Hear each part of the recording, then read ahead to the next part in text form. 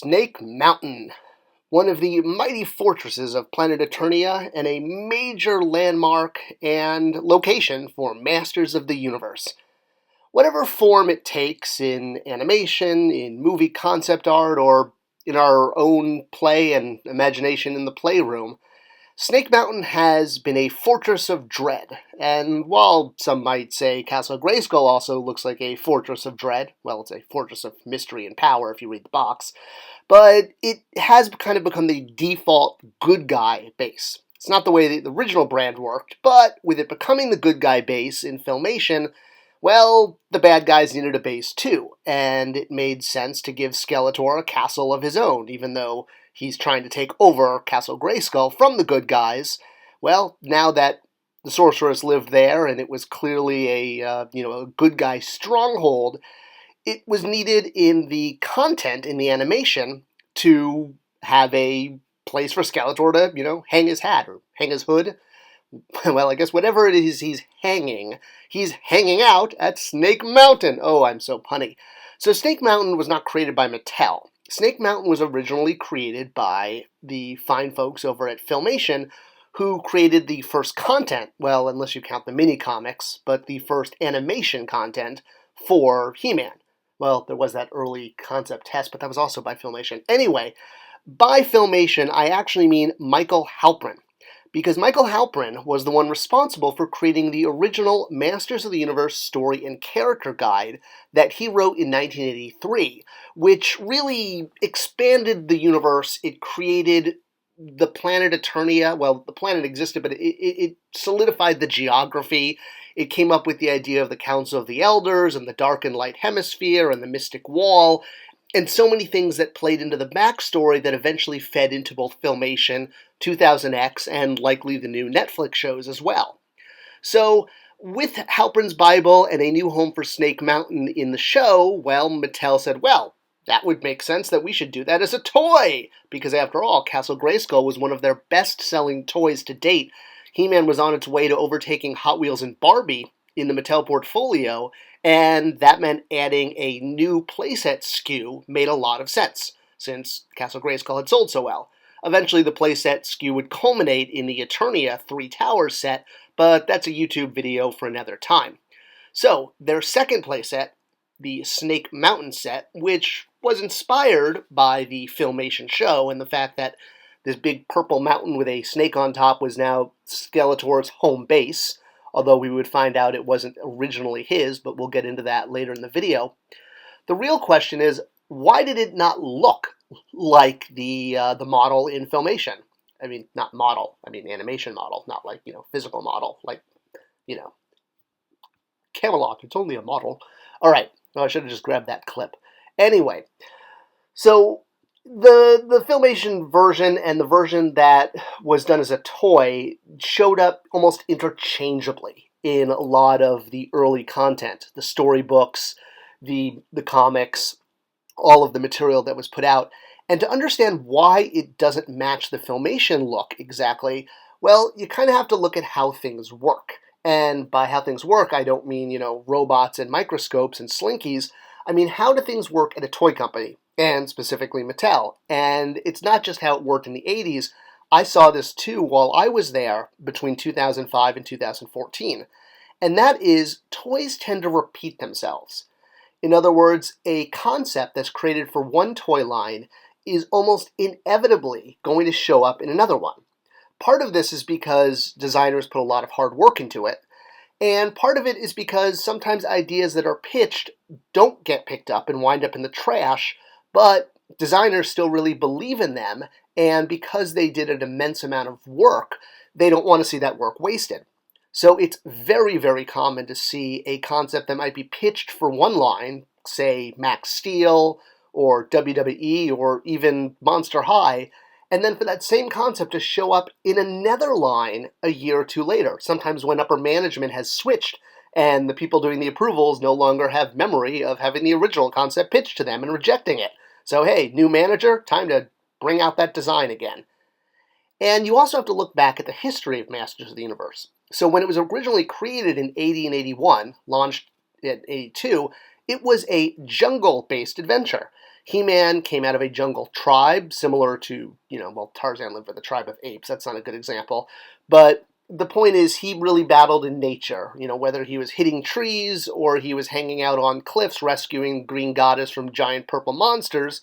Giant purple people eater? I guess if he was flying, he would be. The jungle and the outdoors was a big part of the environment in the original storyline. So while Castle Grayskull was a huge success, doing a second playset, originally the idea was to take the environment of He-Man that was having all of his adventures in and turned that into a playset. So with that as sort of the direction from management and the creative idea, the He-Man Jungle Adventure playset was created. So you'll notice things like the waterfall, the bridge, a giant boulder, even a snake were originally incorporated to make this into kind of an outdoor adventure that He-Man could have while traveling back and forth to Castle Grayskull. There's definitely even some influence from popular movies at the time that were all action-adventure based. The second toy that influenced Snake Mountain was the Monster Walker. This was a iteration of the Dragon Walker when different concepts were being drawn up for a mechanical toy. So this Monster Walker and the He-Man Jungle Adventure playset were essentially in development, or at least concepted, and were smashed together in order to create Snake Mountain. So, but instead of creating an all-new tool and an all-new playset based on the Filmation look, the designer said, well, look, we already have this playset in development. It's made it pretty far along. Let's just color it purple, use the face from the monster toy, and call it a day. Heck, there's already a snake on top, so it's Snake Mountain, right? And management said, hey, you know what? That's great, fantastic, because so much work has already gone into the Jungle playset that we don't want to waste all that. And you could fold it up, clip it closed, just like a playset should have, according to all of the testing that was done. And bam, you have Snake Mountain, the playset. Now, the version that we eventually got in Classics that Super 7 put out, but was started at Mattel while I was there, but I'm so glad Super 7 picked up the ball and ran with it, combined both Filmation and the vintage playset look, taking the snake from the top that was originally part of the Jungle playset and kind of wrapping it around to make it more Filmation-y. Now, this design, I should give credit where credit is due to Icon Heroes that did it as one of their models. They had a lot of success with the Castle Grayskull model and created a version of Snake Mountain. Originally, there were two peaks. There was a second peak on the monster head there on the right, and I'm actually responsible for asking them to remove that because I felt Snake Mountain should be Snake Mountain, not Snake Mountains, and have one peak. So I was responsible for de-peaking the second peak. In Filmation, Snake Mountain has a lot of different ways that it's entered. That was always kind of a big thing with the fans was, how do people get into Snake Mountain? There's like 100 different ways. And while that wasn't always incorporated into the playsets, the general look and feel was used again in the 2000X series. So it was very much an update of the Filmation version of Snake Mountain, not the vintage playset. You don't even see any aspects of the vintage playset worked in. It's pretty much a straight pickup.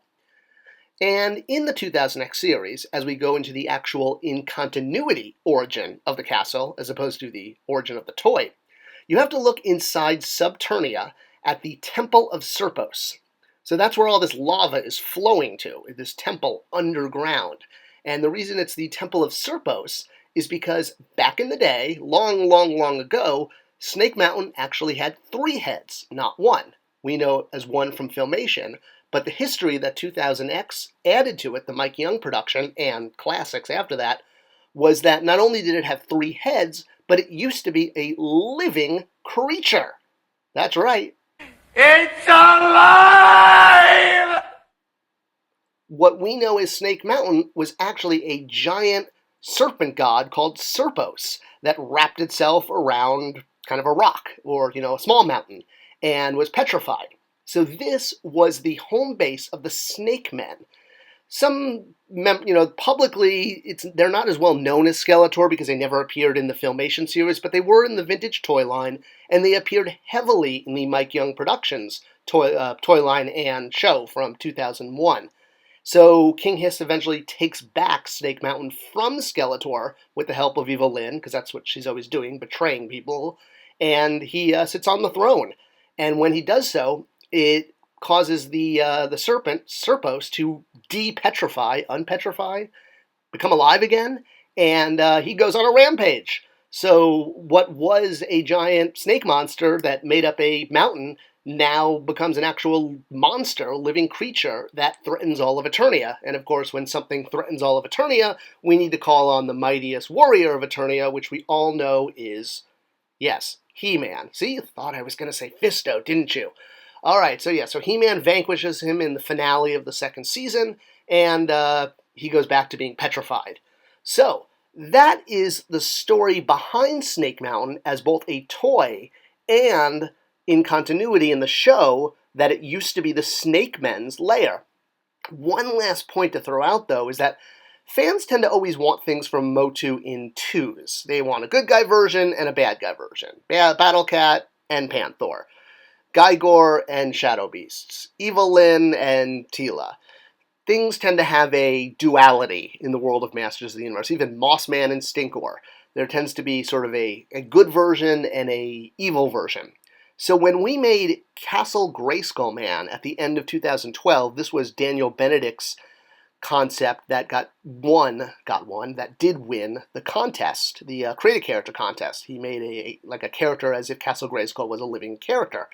And of course, this led fans to want a Snake Mountain Man.